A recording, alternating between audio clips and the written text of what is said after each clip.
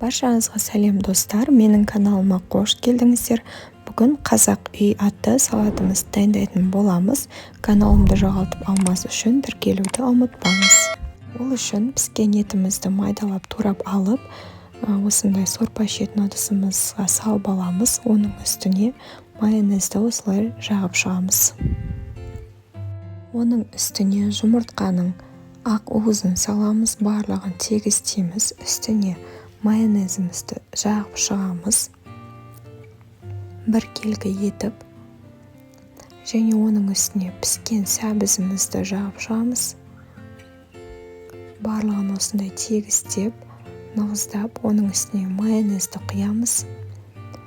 Оның үстіне піскен картопты саламыз. Барлығын тегістеп, бір келгі етіп, жайып шығамыз. Оның үстіне майонезді құямыз тағы да.